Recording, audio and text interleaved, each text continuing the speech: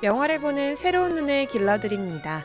명작의 숨결을 따라 작품 속으로 한 발짝 더 걸어 들어가는 시간, 화요 명화 산책.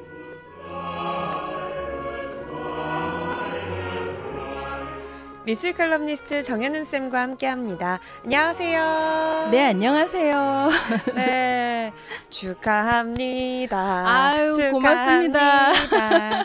연은쌤 베스트셀러 축하합니다. 와, 아이고 너무 감사합니다. 축하드립니다. 아니, 이 네. 책이 네. 공중에 떠 있어서 내려올 생각을 안 하던데요.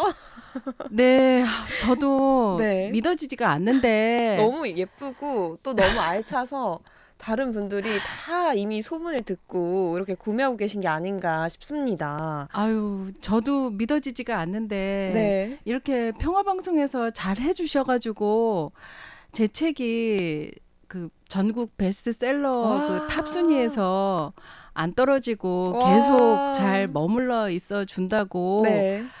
그 소식 들을 때마다 또 제가 또 이렇게 실시간 인터넷으로 확인할 때마다 저는 정말 살다 이런 일도 있구나. 그쵸. 네. 흔하지 않은 일이잖아요. 저도 너무 네. 영광입니다. 언제 베스트셀러 작가님과 함께 아이고. 방송을 해보겠어요. 정말 민망한데 사실이니까 너무 또, 그쵸?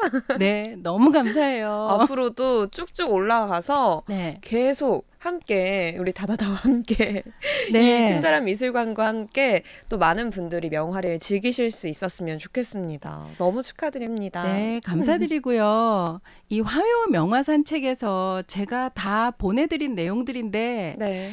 이게 책으로 이렇게 또 나와서 지금 이제 전국 베스트셀러가 되고 나서 참 감사드리고 또 이 방송이 그런 방송이라는 거를 저도 이제 몰랐는데 정말 깨달았어요.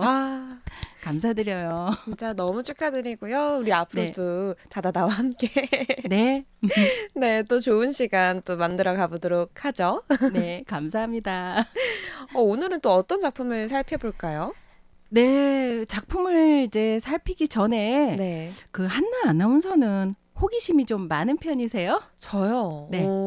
저는 생각하기엔 좀 호기심이 많은 편인 것 같기도 해요. 제가 어렸을 때 네. 그 엄마 뱃속에서 나오면서 눈을 네. 뜨고 태어났다고 했거든요.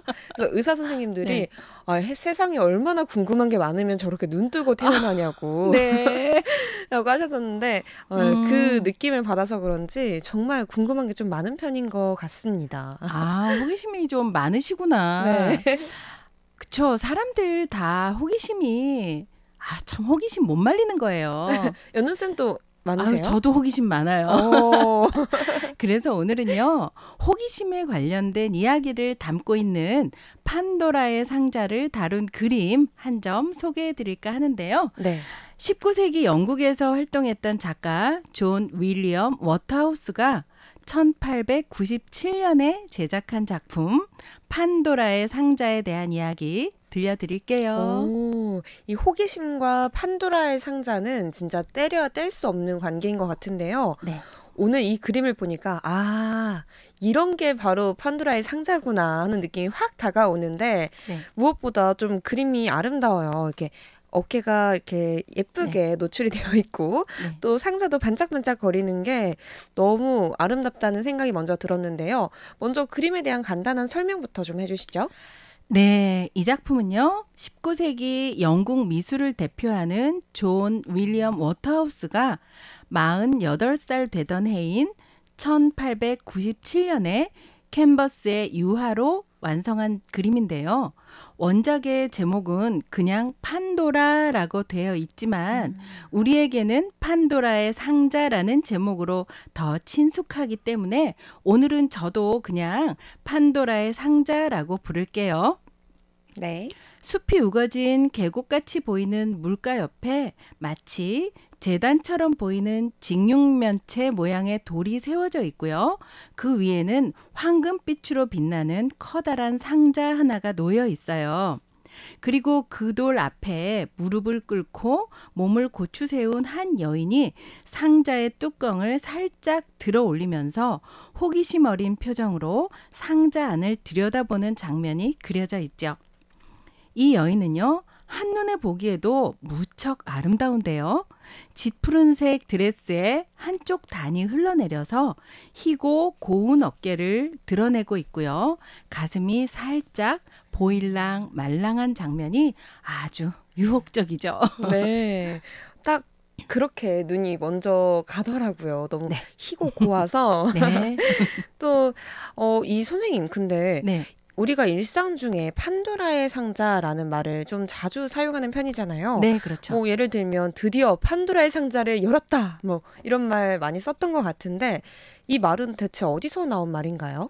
네, 판도라의 상자는요, 그리스 신화에 전해오는 이야기에서 비롯된 말인데요. 인류의 불행과 희망을 나타내는 대표적 상징의 의미를 나타내기도 하죠. 기원전 7세기경에 활동했던 고대 그리스의 서사시인 헤시오도스의 원문의 근거에서 살펴보면요. 원래는 판도라의 상자가 아니고 판도라의 항아리였다고 해요. 오, 뭔가 좀 더 네. 구수하고 친근한데요. 그런데 오늘날 상자라고 부르는 이유는요. 그리스어를 라틴어로 번역하는 과정에서 약간의 오류가 있었기 때문이라고 하는데요. 원문에 항아리를 뜻하는 그리스어 피토스를 15세기 인문학자 에라스무스가 라틴어로 번역하는 과정에서 상자를 뜻하는 P6로 다르게 번역해 놓음으로써요. 네. 이때부터 판도라의 상자라고 부르기 시작했다는 거예요. 한마디로 에라스무스의 오역으로 인해서 네. 판도라의 항아리가 판도라의 상자로 탈바꿈한 건데요. 네. 항아리나 상자나 뭐 그렇게 큰 차이가 있을까요?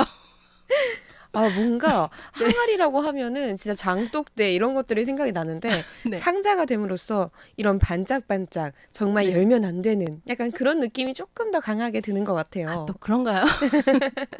뭐 어쨌든 이 판도라의 상자는 알아서는 안 될 비밀스러운 이야기나 남들에게 공개되면 뭔가 큰 사건이 일어날 것 같은 비밀을 일컫는 말이 됐죠. 그렇죠. 뭐 마치 네. 남자친구 집에 갔는데 전 네. 여자친구 사진이 가득한 그런 상자들 진짜 열어보면 안 될 것 같잖아요. 판도라의 상자를 열면 안 되죠. 맞아요. 덮어놔야 돼요. 그렇죠. 숨겨놔야 돼요. 뭐 이런 식으로 표현을 하죠. 네. 아니, 판도라의 상자가 또 그리스 신화에서 비롯된 거라는 게 네. 조금 좀 처음 알게 된 사실이기도 하거든요. 네. 그렇다면 이 판도라의 신화 이야기도 간단하게 들려주시면 좋을 것 같아요. 네, 앞서 드렸듯이요. 판도라 이야기는 고대 그리스의 서사시인 헤시오도스의 글에 전해지는 이야기인데요. 내용을 간략하게 줄여서 들려드릴게요.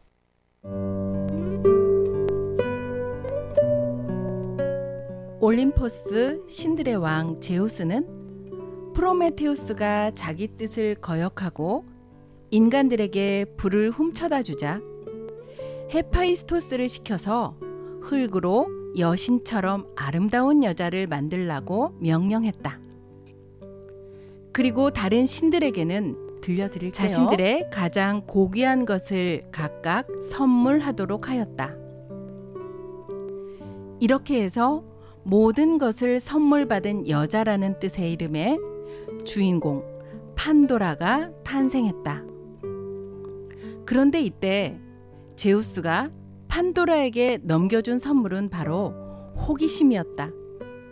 제우스는 프로메테우스가 훔쳐다 준 불을 전에 받은 인간을 없애버릴 구실을 만들기 위한 계략을 구상하고 있었던 것이다. 제우스는 판도라를 프로메테우스의 동생 에피메테우스에게 선물로 주면서 판도라에게는 따로 상자 하나를 주었다.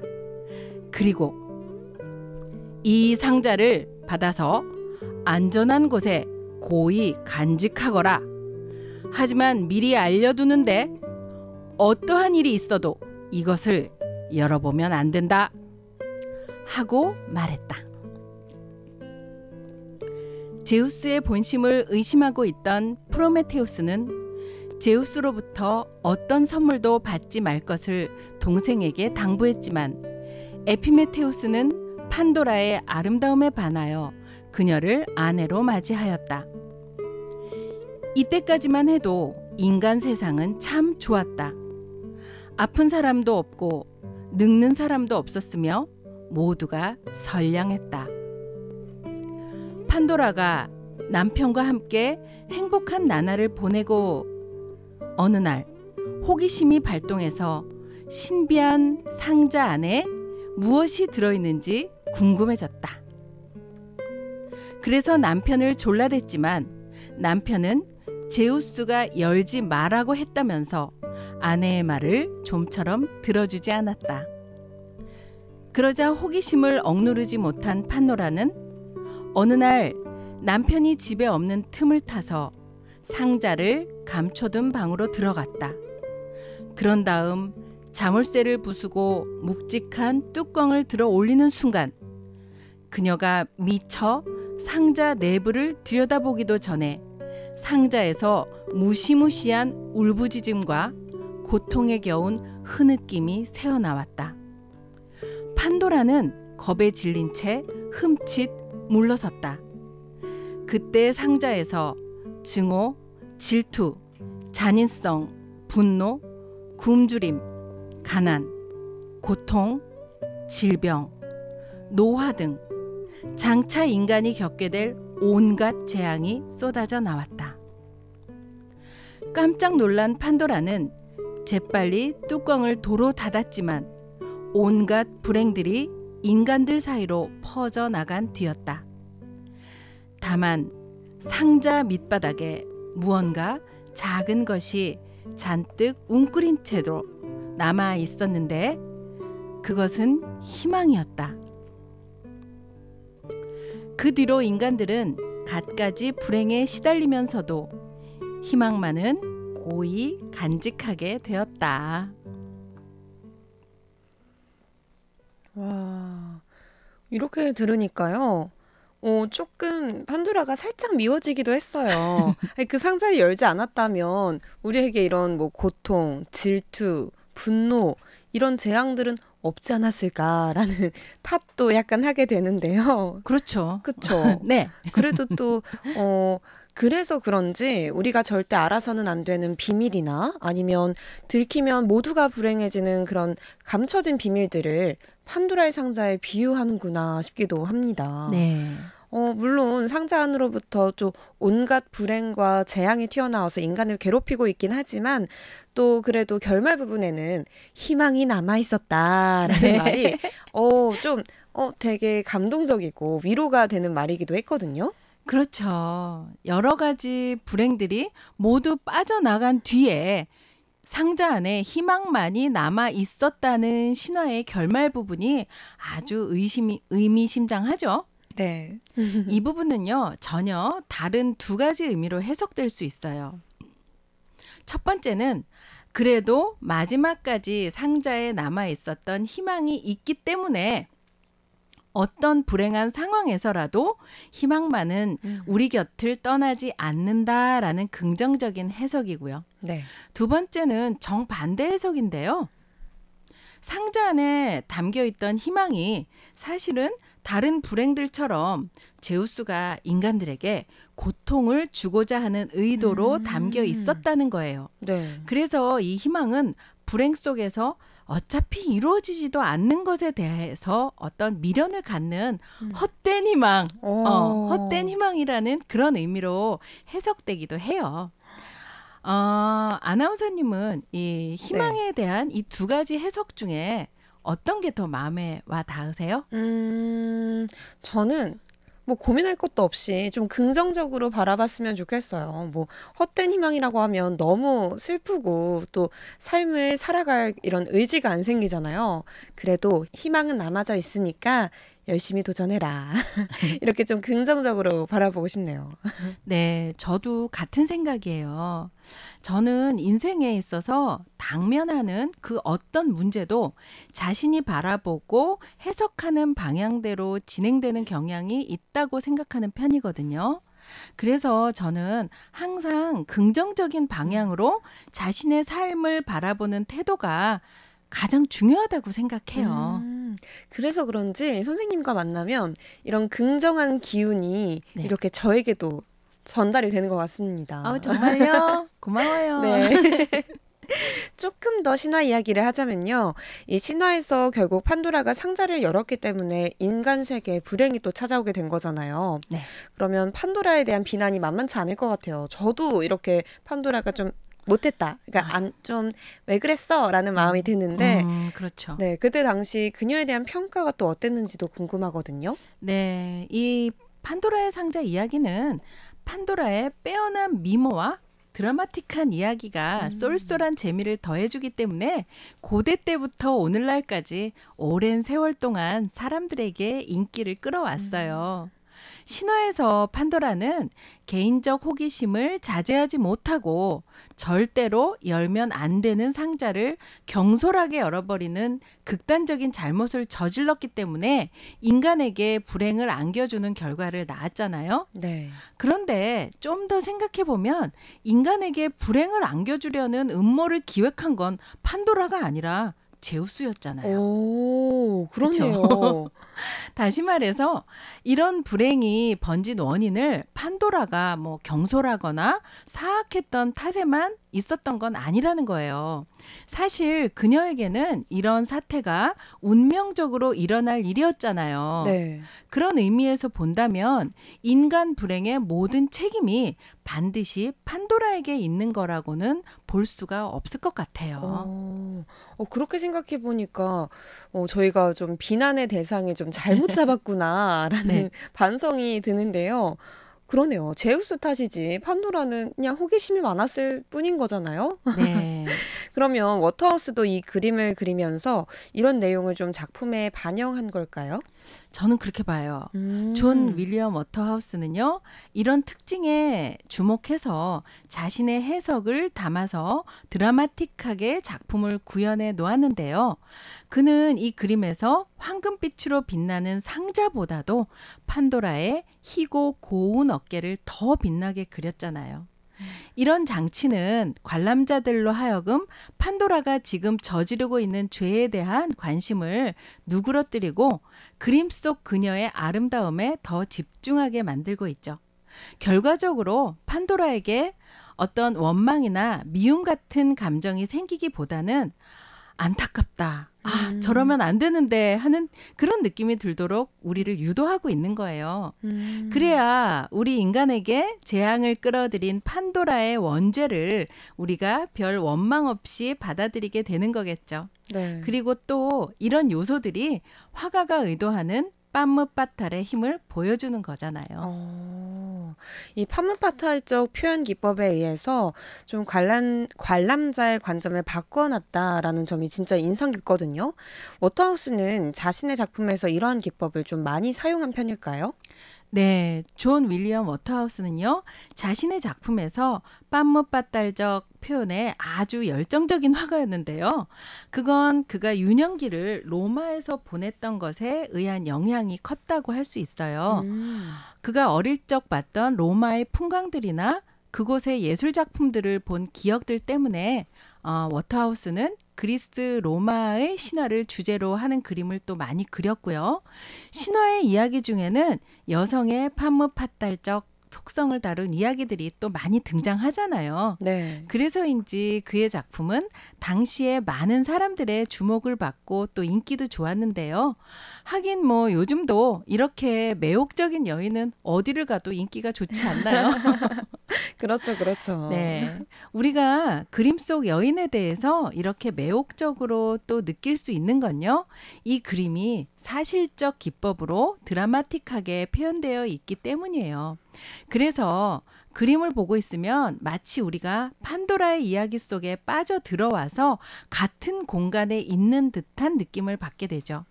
이렇게 사실적이면서도 드라마틱한 느낌을 주는 기법은 당시에 존 윌리엄 워터하우스에게 영감을 줬던 라파엘 전파 작가들이 추구했던 화풍의 영향도 있었어요.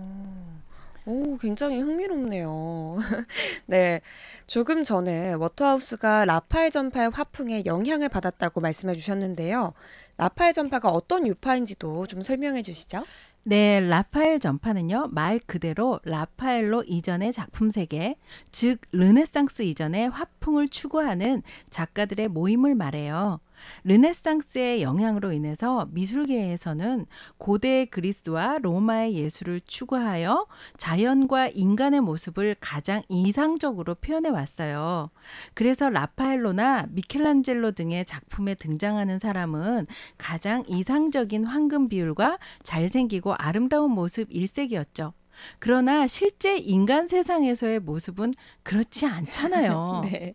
라파엘 전파는요, 르네상스 시대의 화가들의 뒤를 이은 매너리즘 화가들의 기계적이고 변형적인 예술에 대한 거부감을 나타내면서요, 라파엘로 이전의 사실적이고 자연스러운 화풍으로 돌아가고자 했어요.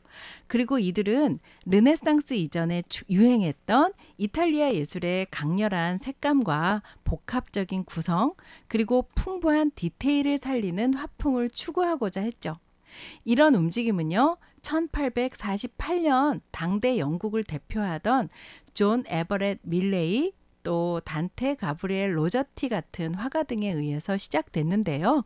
훗날 존 윌리엄 워터하우스도 이들의 영향을 받아서 자신의 예술관에 적용을 한 거예요. 이 화풍의 영향을 받은 윌리엄 워터하우스의 작품은요, 고대 서사의 생생한 스토리텔링을 드라마틱하게 구현하면서 자연 그대로의 모습을 사실적으로 표현하기 때문에 생생한 느낌을 더욱 강하게 전달하고 있다는 평가를 받고 있죠. 네. 오늘은 19세기 영국의 화가 존 윌리엄 워터하우스의 작품 판도라에 관한 이야기 들으면서요. 판도라의 신화, 또 존 윌리엄 워터하우스와 라파엘 전파에 관한 이야기, 그리고 인류의 재앙과 희망에 대한 이야기까지 모두 들어봤습니다. 끝으로 이 작품에 대한 정리도 해주셔야죠. 네, 오늘 우리가 살펴본 신화 속 상자에서 튀어나와서 인간을 불행하게 만드는 재앙들, 즉 증오, 질투, 잔인성, 분노, 굶주림, 가난, 고통, 질병, 노화 등 인간인 이상 그 누구도 피해갈 수 없는 것들이에요. 네. 하지만 저는 마지막으로 상자 안에 남아서 우리에게 위안을 주는 희망에 대해서 긍정적으로 보는 자세야말로 우리가 인생을 살아가면서 마주치는 이런 재앙으로부터 우리를 지켜주는 힘이 아닐까 생각해요. 요즘 많은 사람들의 입에 회자되고 있는 헛된 희망이니 희망 고문이니 하는 것처럼 희망이라는 말을 부정적으로 사용하는 경향도 종종 있지만요. 그래도 우리가 인생을 살면서 아무 희망이 없는 것보다는 어딘가에 희망을 걸고 사는 편이 우리에게는 좀 더 행복할 수 있는 길이 아니겠어요? 맞습니다. 더불어서 판도라의 상자에서 함부로 튀어나온 재앙에 대항하는 또 하나의 무기가 있다면 그것은 감사가 아닐까 하는 생각이에요. 무시무시한 재앙이 한바탕 휩쓸고 지나가며 사람들은 그제서야 비로소 자신의 평범한 일상에 감사를 느끼곤 하죠. 그래서 범사에 감사라는 말이 있는 것 아니겠어요?